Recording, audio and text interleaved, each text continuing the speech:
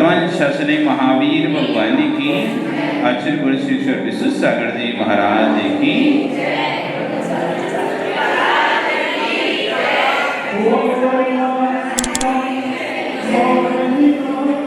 थोड़ा गेट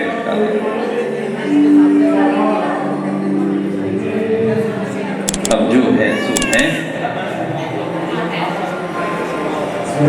आज जैसा कि सभी आप लोगों को पता है, भगवान महावीर स्वामी का जन्म उत्सव हम सभी ने प्रातः काल से लेकर सांझ काल तक, श्याम काल के समय तक बड़े धूमधाम से मनाया।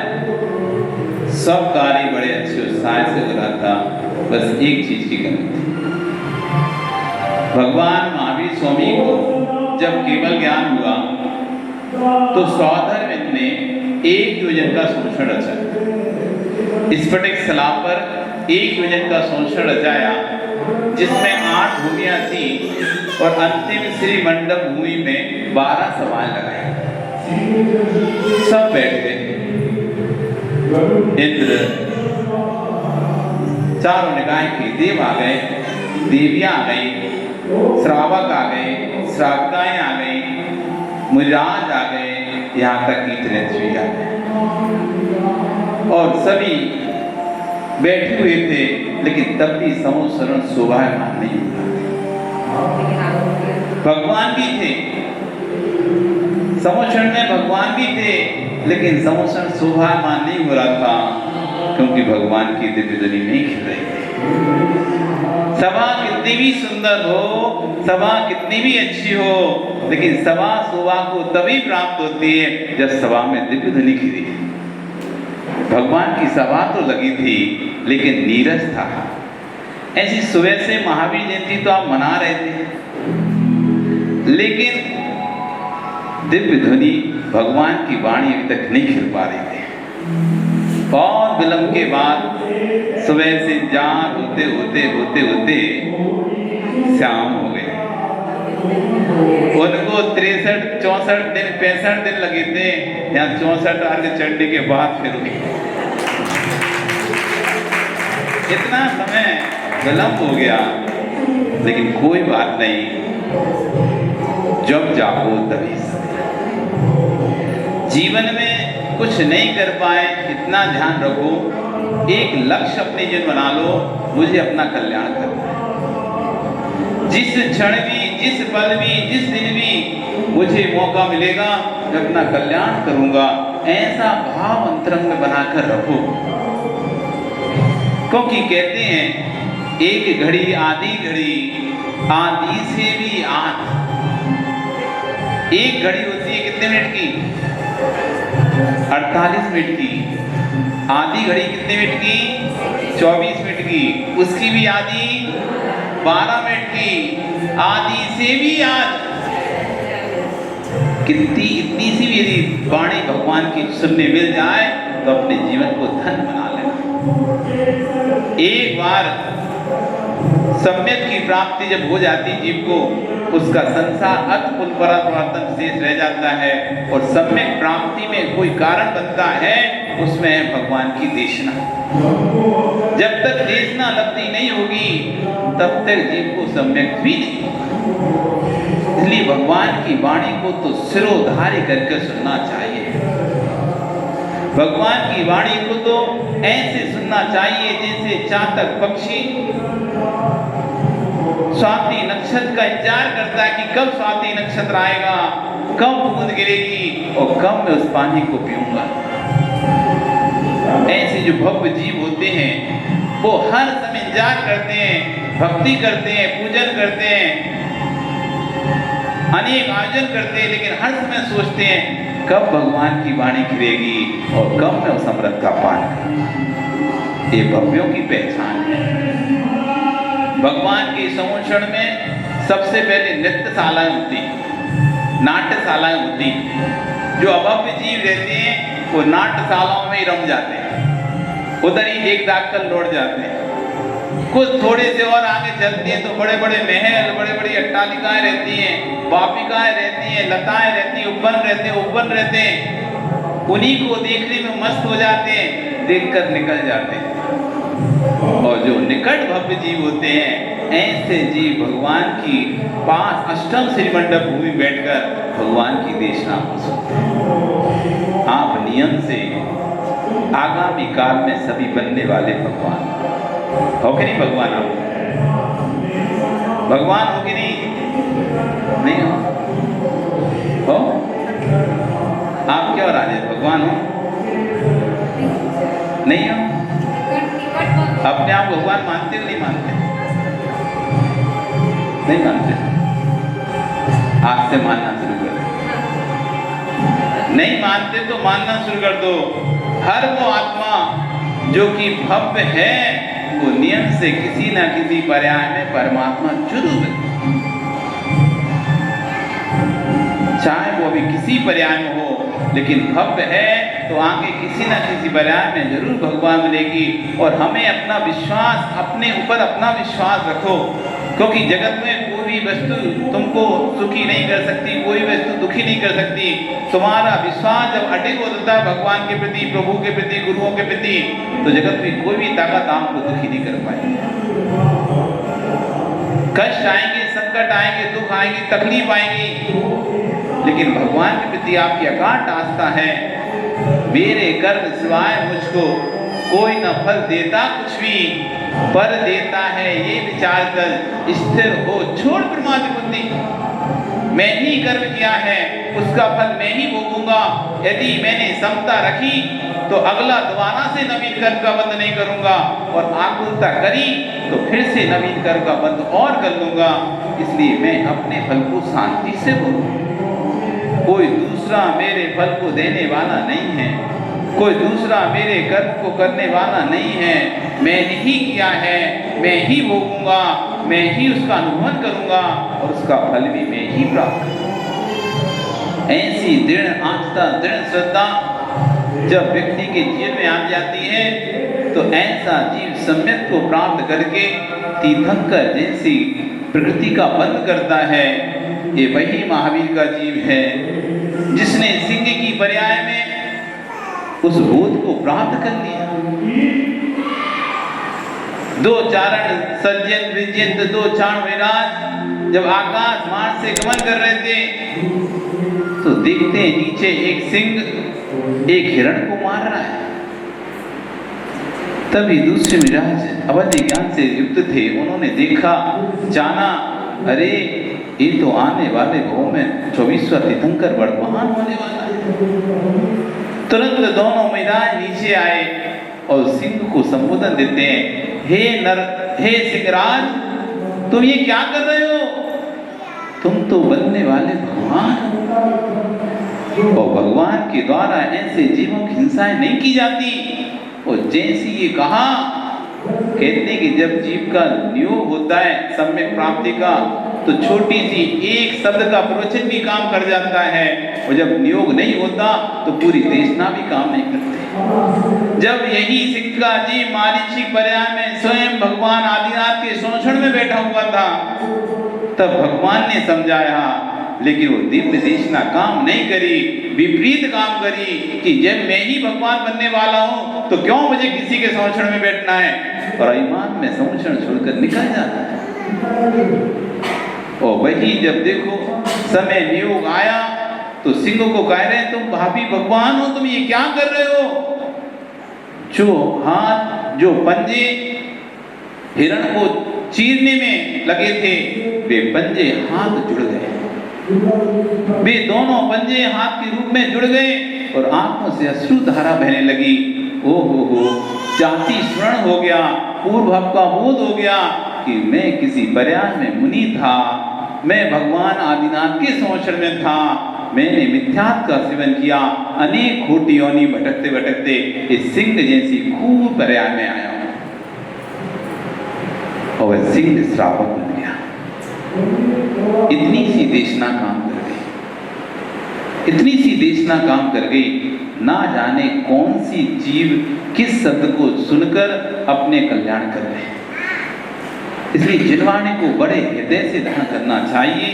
ये जिनवाणी है जो हमें पाल लगाएगी संसार से। क्योंकि संसार से पार लगाने के लिए हमें निर्मल परिणामों की आवश्यकता होती है, सरल परिणामों की आवश्यकता होती है, कसाय से रहित परिणामों की आवश्यकता होती है, विशुद्ध परिणामों की आवश्यकता होती है। और विशुद्ध परिणाम बनाने का कोई साधन है तो उसका नाम है जिह्वाणी।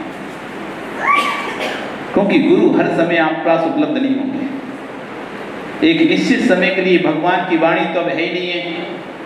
भगवान की देशना होती तो दिन में 4 बार होती, उसके बाद तो वो भी नहीं होती। गुरु भी निश्चित समय ही बोलते हैं, उसके बाद वो भी बोलना बंद कर देते हैं। लेकिन जिह्वाणी एक ऐसी है जो हमेशा आपके पास, हृदय के पास में रहती है। जब मर्जी आए, दुख हो, तकलीफ हो, कष्ट हो, संकट हो, पीड़ा हो, खोलकर आप पढ़ लो, अपने मन को विशुद्ध करो और परिणाम विशुद्ध हुए। आचार्य भगवान ने कहा पाप का बंध किससे होता है और पुण्य का बंध किससे होता है? यदि आप कहो कि दूसरे जीवों को दुख देने से पाप का बंध हो जाता है, ये कान से गलत है।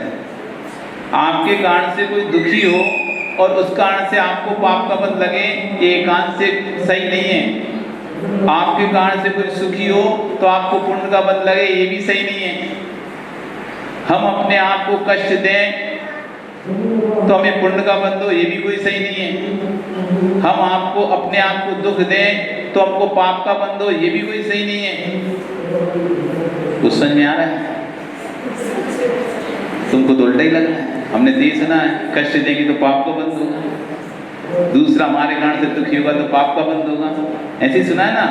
लेकिन एक आचार्य हुए, आचार्य श्रवण स्वयं महाराज, जिन्होंने ऐसा ग्रंथ लिखा आत्ममीमांसा, जो तर्क की कसौटी का एक ऐसा ग्रंथ है कि दिमाग की सारी गुंथियां खुल जाती हैं। जहाँ पर आचार्य कह रहे हैं कि तुम कोई तुम्हारे कारण से दुखी हो रहा है, इससे आपको पाप का बंध हो, ये जरूरी नहीं है।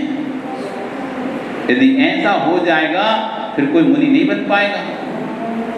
तो मुनि बनने पर कई लोगों को, जिनको की मुनि पसंद नहीं है, उनको दुख होता है, कष्ट होता है, उनको चुभते हैं। तो क्या मुनियों को पाप का बंध होगा? जब निराश दीक्षा लेने जाते हैं तो घर के कई सदस्य दुखी होते हैं, तो क्या उनको पाप का बंध होता रहेगा? इसलिए आपके कारण से कोई दुखी हो, इसका नियत एकांत से पाप का बंध नहीं होगा। फिर पाप का बंध किससे होगा?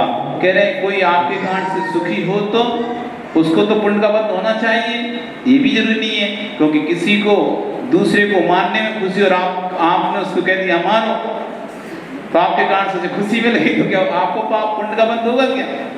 नहीं। आजीवन ने कहा पुण्य पाप का बंधी विशुद्धि संकलेशांगम छी। विशुद्धि और संकलेशता पुण्य पाप का नियामक है।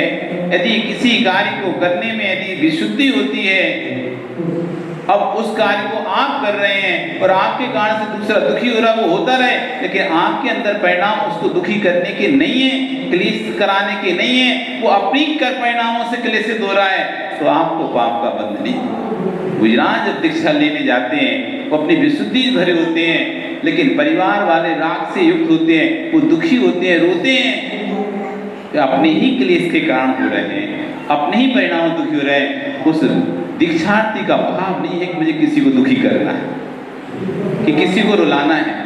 इसलिए विशुद्धि संकलेशता में विशुद्धि होगी तो पुण्य का बंध होगा, संकलेशता होगी तो पाप का बंध होगा। किसी भी क्षेत्र में अभी आपकी परिणाम में विशुद्धि बन रही है, वो पुण्य कार्य का काम है, और संकलेशता हो रही तो पाप का है। इसलिए जितने परिणाम अच्छे रखोगे, विशुद्धि बढ़ेगी, पुण्य बढ़ेगा, कर्म का क्षय होगा। इतना ही धर्म है। क्रियाओं में धर्म नहीं है, क्रियाओं में जो विशुद्धि है उसका नाम धर्म है। ये दीपक लगाना धर्म नहीं था। दीपक लगाने में कोई पुण्य नहीं मिला आपको। तुमने सोचा कि हमने दीपक जला लगा पुण्य मिला होगा, कोई 1% नहीं मिला होगा। लेकिन दीपक रखते समय तो तुम्हारे परिणाम विशुद्धि चल रही होगी, उससे पुण्य लग रहा होगा। और किसी के ये तो 2 बार आ गया, अंदर संकलेशता हो रही है, तो रख तो भाई वो तो 2 बार आए, 2 बार, ऐसे भाव बना के क्लेश हो रहा उससे कि मुझे तो 1 बार ही भगा दिया, 1 बार ही कह रहे हैं, उससे तो 2 बार भगा लिया। ऐसे परिणामों में उथल पुथल चल रही है, तुम दीपक भी रख लो, कुछ भी कर लो, तुम्हें पुण्य का बंध नहीं हो पाएगा। परिणाम अच्छे हैं तो नहीं भी रखोगे तब भी लग जाएगा, वो परिणाम खराब हैं, एक क्या 108 भी रख लोगे तो कुछ भी नहीं। इसलिए हमारा धर्म क्रिया प्रधान धर्म नहीं है। एक जैन धर्म एक ऐसा धर्म है जो क्रिया प्रधान धर्म नहीं है, ये भाव प्रधान धर्म है।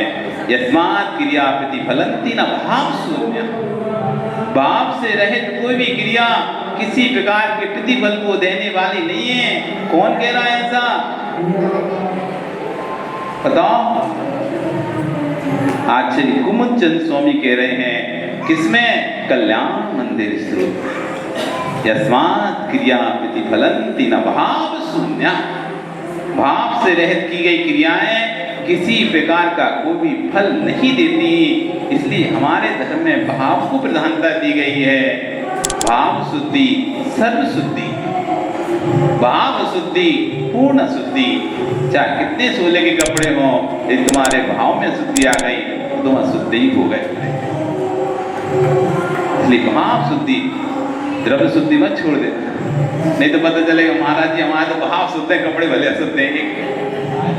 एक आज महात्मा जी आए, बोले महाराज कपड़े मेरे भाव शुद्ध है, क्या कपड़े में देखते हो?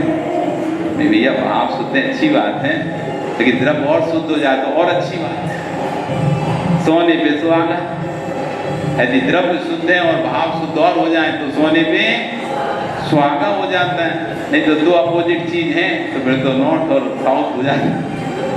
इसलिए अपने परिणामों को क्रियाओं के साथ साथ परिणामों की शुद्धि रखो। यही भगवान महावीर का संदेश था कि अपने परिणामों को संभालो। परिणाम अच्छे रहेंगे तो आपका कल्याण होगा, परिणाम ठीक नहीं होंगे तो कितना भी जप तप उपवास पूजा पाठ कुछ भी कर लो आप, कुछ भी आपके कार्यकारी नहीं होंगे। आज इतनी देशना है, भगवान महावीर स्वामी जी का अपने परिणाम बनाए कि हम अपने अच्छे भावों को अच्छा रखें, भावों को निर्मल रखें, कम धर्म करें, कम पूजा पाठ करें, कम उपवास करें, कम व्रत करें, लेकिन अपने परिणामों को संभालें। अपने परिणामों को संभालने का उपवास करें। भोजन का यदि उपवास नहीं होता हो तो आप रोज एक उपवास जरूर करा करो। हर 8 दिन में, हर अष्टमी को, हर चतुर्दशी को या किसी भी तिथि में एक उपवास आप करा करो, कसाय उपवास। कौन सा उपवास? कसाय उपवास। जैसे भोजन उपवास करते हो तो भोजन नहीं करते होते, करते हो क्या? ऐसी जिस दिन कसाय उपवास करो उस दिन कसाय नहीं करना, बस इतना ही करना है। बाकी खाना है, दोनों टाइम खाओ, 3 टाइम खाओ, 4 टाइम खाओ, कोई दिक्कत नहीं। जितने बार खाना हो पूरे दिन भर खाते रहो, चलेगा, लेकिन बस कसाय नहीं करना। क्रोध मान माया लोभ। कोई पूछे आज क्या है? आज हमारा उपवास है। अच्छा तुम तो खा रहे थे। हाँ खाने का नहीं है, कसाय उपवास है आज हमारा। ये क्या होता है? आज हम कसाय नहीं करें, ना क्रोध, ना मान, ना माया, ना लोभ। ये हमारा उपवास है आज कसाय का। विश्वास रखना, भोजन के उपवास से ज्यादा तीव्र पुण्य का बंद करोगे आप कसाय उपवास। नहीं है तो करके देख लेना। और जितना आनंद भोजन के उपवास में, तो क्या संकलित तो पेट भूख लग रही है आज तो, अब तो रात हो गई, अब तो बची नहीं है ताकत शरीर में, जाकर बिस्तर में पड़ गए। अब तो हिला नहीं है, सुबह भी ऐसे उठे मरे से और जल्दी से पूजन पाठ करो, पानी पीना है, ऐसी स्थिति हो गई। तो भैया तुमने यदि कसाय उपवास करते, दिन भर खुश रहते, दिन भर प्रसन्न रहते और तीव्र पुण्य भी करते गुरु भगवान की भक्ति। इसलिए भोजन उपवास तो करो, लेकिन सप्ताह में एक दिन कथा उपवास जरूर करो। बोले भगवान महावीर स्वामी की जय।